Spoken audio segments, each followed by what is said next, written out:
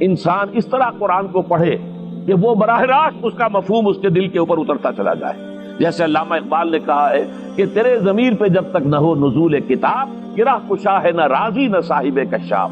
قرآن تو تمہارے اپنے قلب پر نازل ہونا چاہیے.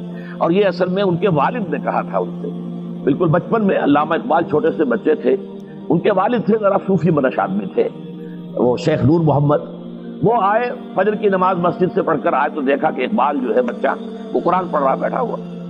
اس نے کہا والد نے کہ بیٹے تم یہ قرآن کیسے پڑھتے ہو؟ اب وہ حیران ہوا بچہ، کیا بجان بس میں پڑھتا ہوں قرآن جیسے پڑھتے ہیں، آپ کا مطلب کیا ہے؟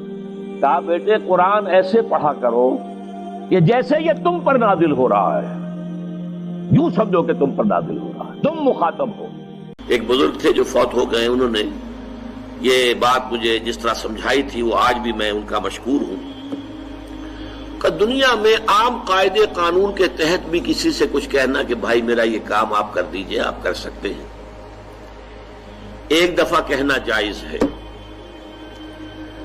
دوسری مرتبہ یاد دلا دینا کہ شاید بھول گئے، وہ بھی جائز ہے. تیسری مرتبہ کہنا شرک ہو جائے گا. اور اس میں الہا و زاری کرنا اور خوشامدیں کرنا اور گڑ گڑانا، یہ تو شرک ہے. تم نے یہ سمجھا ہے کہ تمہارا کام یہی کر سکتا ہے، کام کرنے والا تو اللہ ہے. لا فاعل فی الحقیقت ولا مؤثر الا اللہ. حضور نے فرمایا کہ اگر تمہیں جوتا باندھنے کا تسمہ درکار ہو تب بھی اللہ سے مانگو، کسی کے سامنے سوال کا جو ہاتھ جو ہے وہ دراز نہ کرو.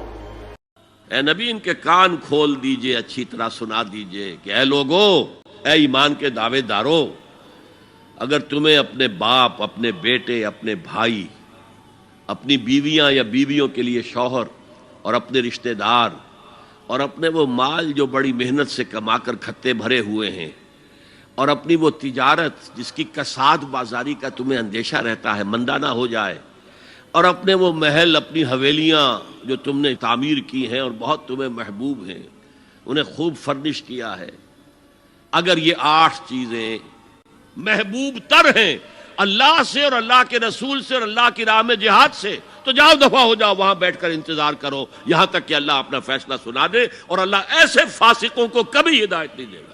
حدیث میں جو الفاظ آتے ہیں المسلم مرآۃ المسلم، ایک مسلمان دوسرے مسلمان کے لیے آئینہ ہے. کیا معنی؟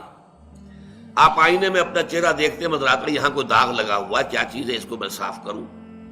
یہ جو چہرے کا داغ ہے آئینے سے نظر آیا نا آپ کو، ورنہ آپ کو نظر نہیں آتا کہ کیا ہے.